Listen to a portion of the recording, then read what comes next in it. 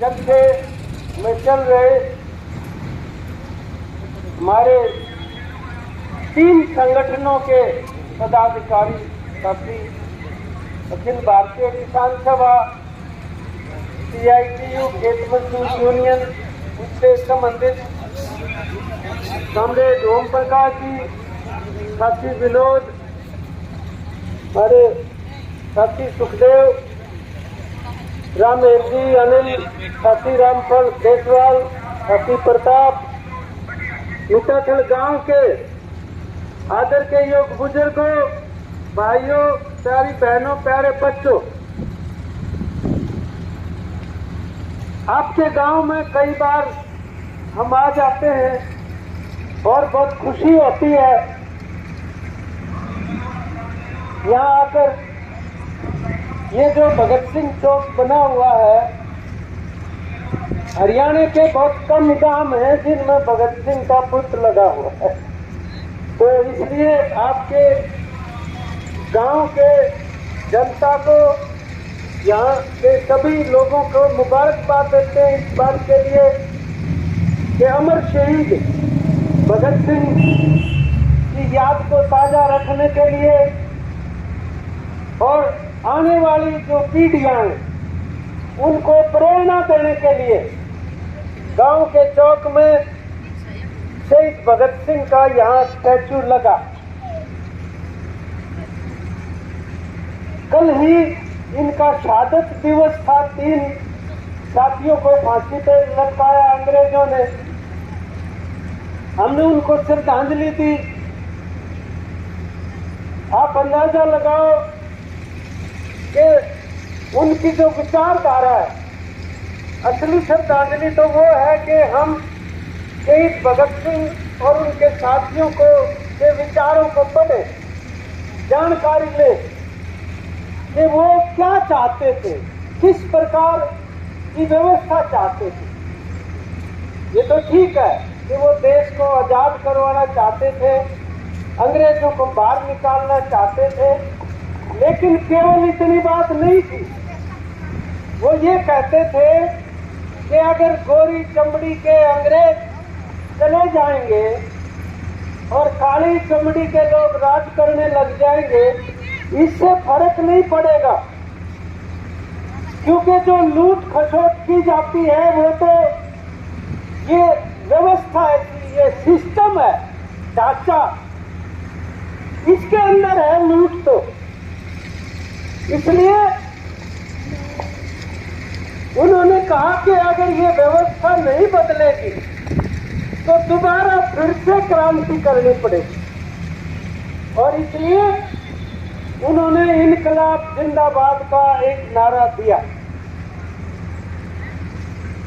Comrade हसरत मोहानी होते थे, उनका बनाया हुआ नारा है, लेकिन देश की जनता की जबान पर और करोड़ों लोगों के दिलों तक इनकलाब जिंदाबाद के नारे को पहुंचाने वाले भगत सिंह और उनके साथी। इनकलाब का मतलब क्रांति होता है, यानी ये जो सिस्टम और व्यवस्था है, इसमें आजादी के बाद भी लुटेरे लोग राज कर रहे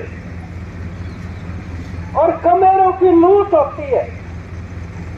ये वोट तो आपा ही घेरा है, आपा इस बात के लिए राजी होला, भाई हमने सरकार चुन दी, हमारा वोट दिया और जीत गया,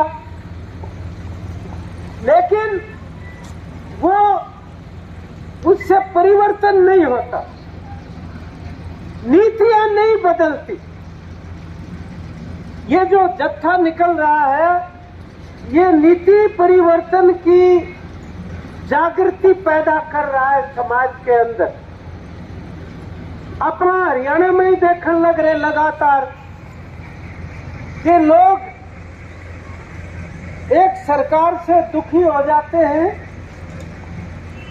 और जब इलेक्शन आवे, जब न्यू कहते हैं भाई इनकी तो रांद काटनी पड़ेगी, इनका बोला इन्हें हरा देंगे, हरा देते,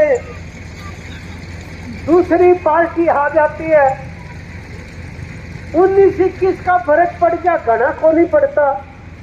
फिर आप कहना इनका इनकी खाट खड़ी कर देंगे, दुखी होकर फिर उन्हें हटा दे। और फिर वो भी करो तो जब तीसरी बार करो पर लड़ाई फिर आ जाए जी की रात काटी थी। यूं होने लग रहा लगातार। पिछली बार तक खट्टर की रांद काटे थे और उसका कोई मेजॉरिटी नहीं आई, बहुमत प्राप्त नहीं हुआ उसको। वह धन्यू के थे 90 में तो 75 पार करांगे हम, लेकिन उनकी नीतियों से उनके राज से लोग दुखी हुए और वो जो 40 पे अटका दिए। अगर ये दुष्यंत चौटाला लोगों के साथ विश्वासघात नहीं करता तो यह सरकार नहीं बनती इनकी। लेकिन मैं कहना ये चाहता हूं भाई, आप अपनी तरफ से लोग बदलाव कर लेते, लेकिन वो बदलाव होता नहीं। आदमी और पार्टी बदलने से भी बात नहीं बनती।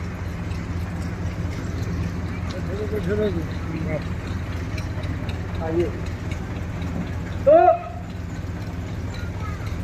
ये हालत है हमारे सामने। अभी कॉमरेड ओम प्रकाश जी बता रहे थे कि भाई खेती की हालत क्या है, मजदूरों की दशा क्या है। 3 कानूनों के खिलाफ लड़ाई लड़ी, आपके गांव ने बहुत बड़ा योगदान दिया उस आंदोलन में, और यह बड़ी एक सफलता हुई, जीत हुई लोगों की। 3 कानून वापस लेने पे मोदी को मजबूर किया, उसमें तो बहुत अहंकार है, वो तो लोकतंत्र ने मानते नहीं। हमने भी कई जने न्यू कहा करते, क्यों बावड़े हो रहे हो, ये मानना थोड़ी है। खाम खा बैठे 1 साल के बॉर्डर पर 750 किसान शहीद हो गए लड़ाई लड़ते लड़ते, हमारे भाई बहन। आखिर में जीत तो हुई, लेकिन इनकी नीति और नीत नहीं बदली। जो हमारी दूसरी मांग थी कि न्यूनतम समर्थन मूल्य पर फसलों की खरीद की कानूनी गारंटी होनी चाहिए,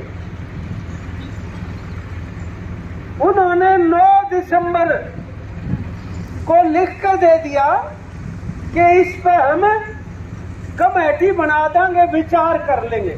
इसलिए आंदोलन निलंबित हो गया, स्थगित हो गया।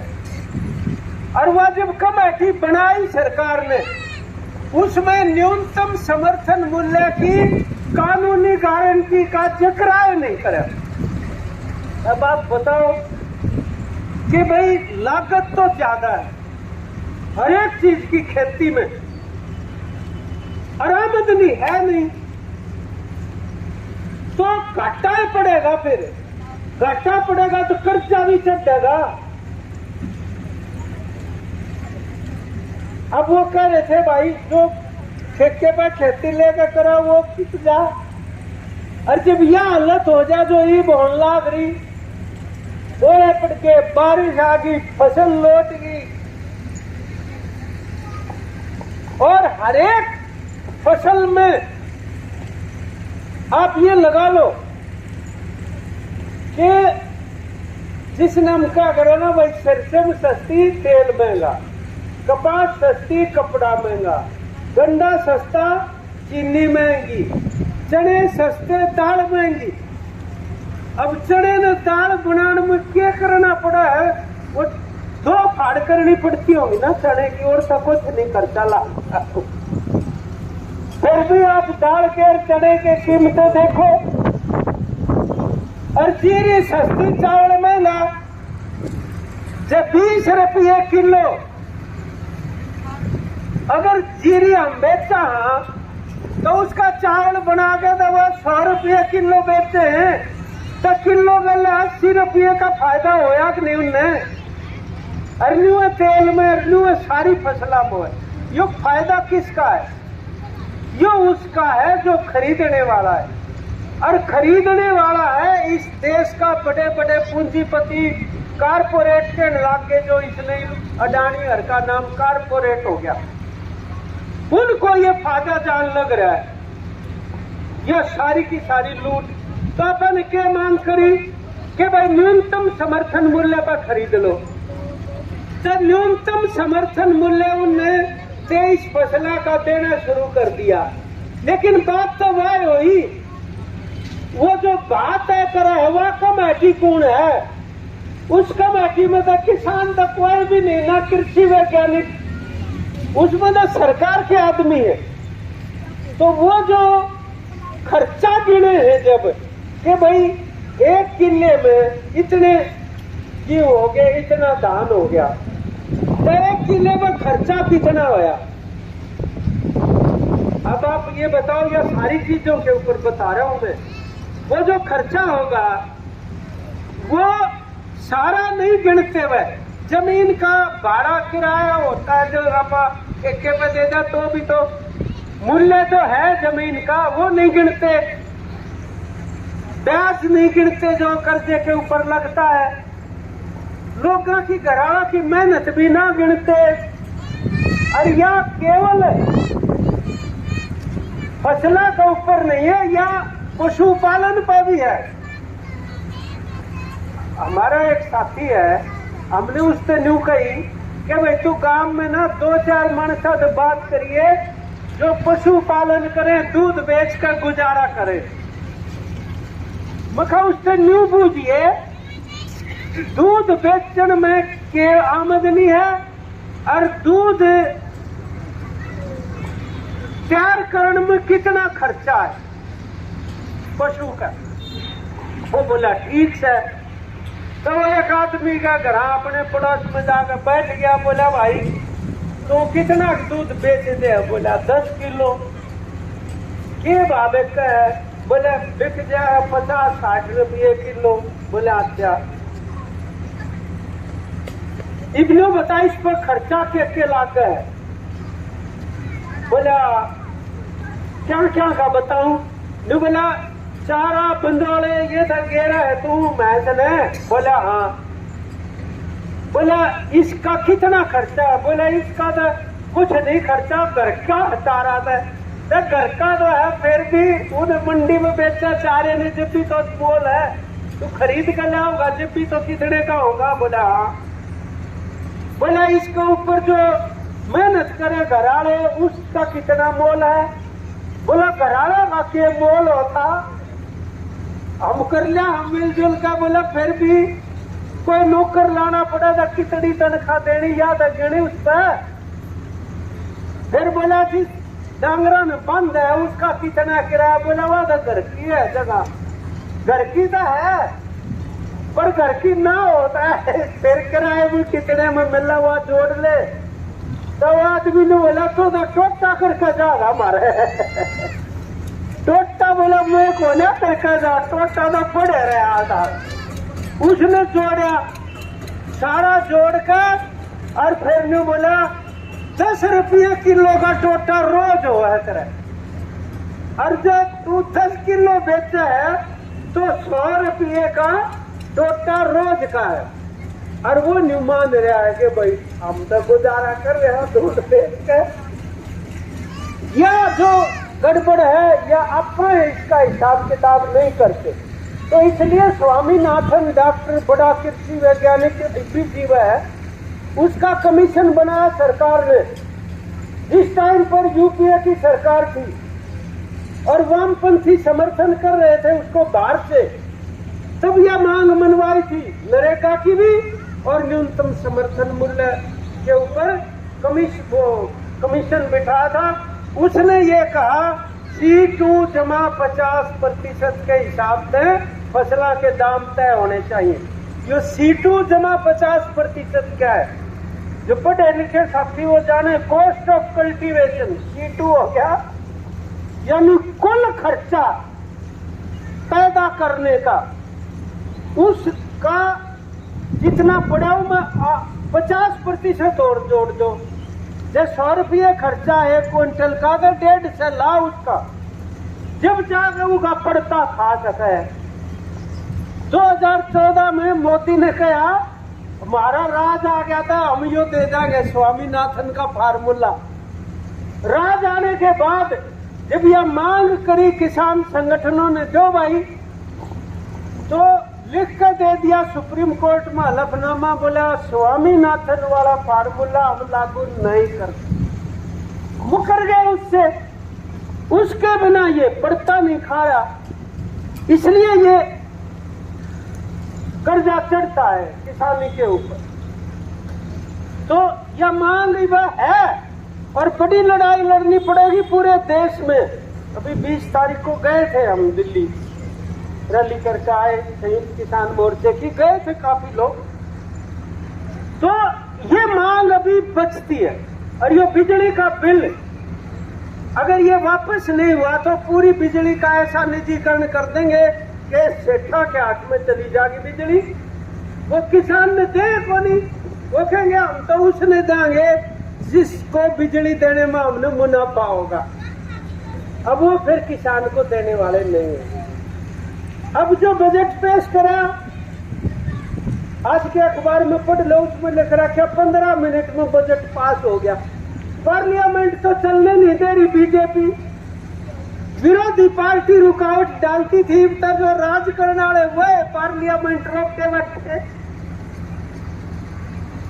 ये है धक्काशाही जिसने कहा आग्रह, ये वो होने लग रही है। और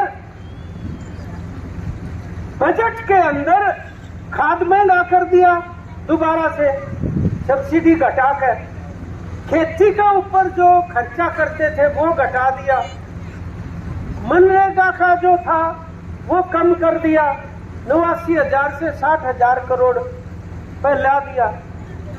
तो ये जो लोगों की कृषि की मांग है, देहात की, गांव की, वो घटने लग रही है। और यह जो सरकार है खट्टर की, इनने तो 2.5% टैक्स ला दिया। कोई भी खेती बाड़ी का उत्पादन है उस पर 2.5% न्यूके, ये रूरल डेवलपमेंट टैक्स है, मतलब ग्रामीण विकास के लिए ला दिया। हमारा विकास हमारे ऊपर टैक्स लगा के तुम कर रहे हो, पहले हम तो इतने टैक्स देने लग रहे। तो हम ये कह रहे हैं कि ये नीतियां जो गैर बराबरी पैदा करती है, वो कह रहे हैं भाई 3% लोग 100 में से 3 पैदा, आधे से ज्यादा धन संपत्ति इकट्ठी होगी और नीचे के 50% उन पर कुछ भी नहीं बच रहा। तो या कोई राम की वजह से थोड़ी, या तो राज की नीतियों की वजह से है। ये नहीं बदला तो सुधार नहीं हो सकता किसी भी रूप में। और इब तैयो पंचायत का वीसा कर दिया कि वो 5 लाख, पहले 2 लाख थे, बोला उस 5 लाख के बिना ई टेंडरिंग कहाँ है। अब सरपंच गए कि भाई इससे तो नुकसान होगा, पंचायत काम नहीं करवा सकती, उनका मारे लट, वह भी तो चुने हुए हैं भाई। दूसरा कानून बना दिया कि सरपंच को राइट टू रिकॉल, मतलब उसने तार देंगे और देते लोगों ने बटड़े करके उनसे गुठे दस्तक लुआते।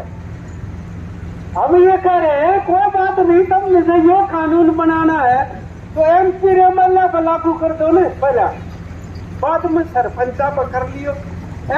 MP एमएलए पर लागू कर देता है, एक आधा बच्चा भी घर, सारे घर आ जाएंगे, सारे उतर जाए, इतना गुस्सा है लोगों में।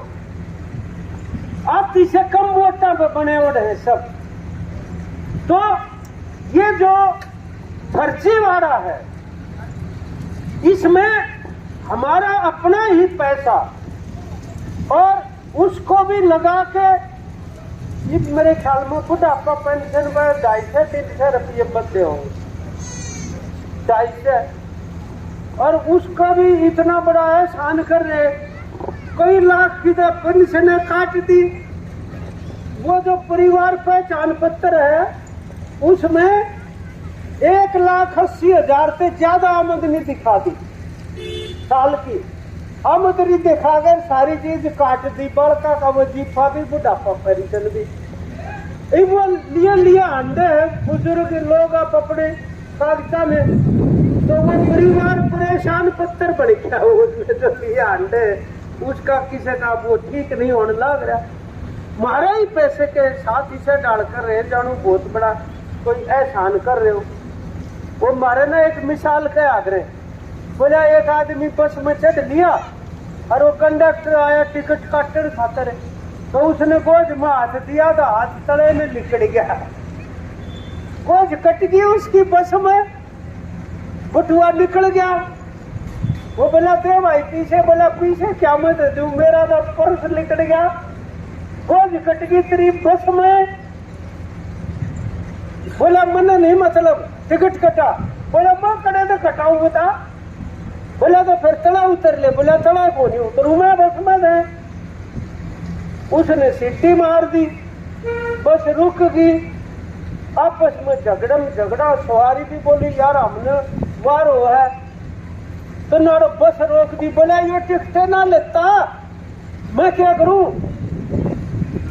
वो बोला मैं खड़े थे टिकट लो, जब गोज काट ली मेरी आड़ो बस में, मैं अपने घर चुप कर जाऊंगा।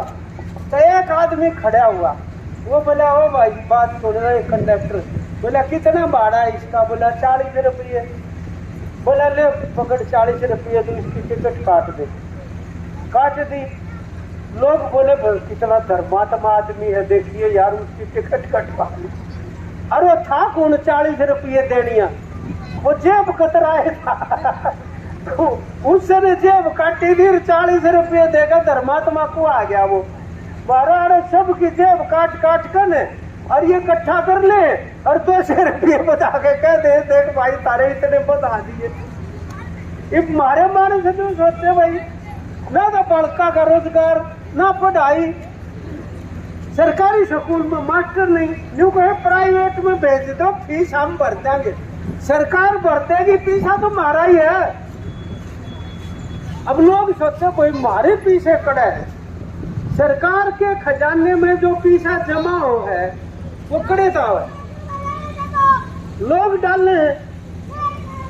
अब कई बार हम पूछ कर देखा भाई तभी सरकार के खजाने में पीछे डालने हैं, बोला ना जी करते नहीं डालने बनता, फिर आए नहीं डालने दिया ने, तड़का जो है चाह की पत्ती खत्म हो जा, बालक ने 20 रुपये दे गए, जा 20 रुपये की पत्ती ले जाता होगा, वो ले आया, वो 20 के दे दिए, पत्ती 20 की नहीं है 15 की है, 5 रुपये टैक्स के है, वो खजाने में जमा हो गए, निर्णय बाकी तड़के और 5 रुपये खजाने में डालनिया ने बेरा नहीं मैंने डाल दिए।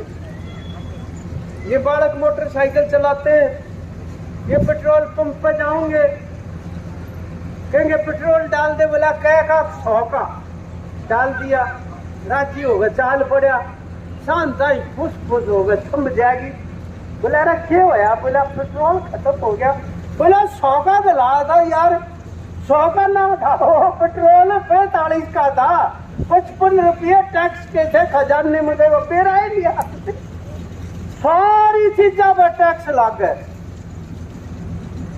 16 अन्य में से 12 अन्य टैक्स हम किसान मजदूर आम आदमी देता है, और 4 अन्य दे बड़े बड़े पूंजीपति।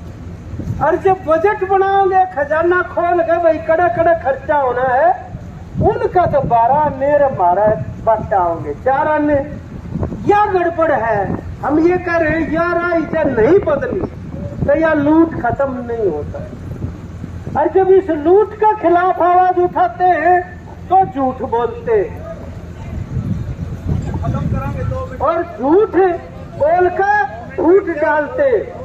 तो ये 3 चीज है, लूट, झूठ और फूट।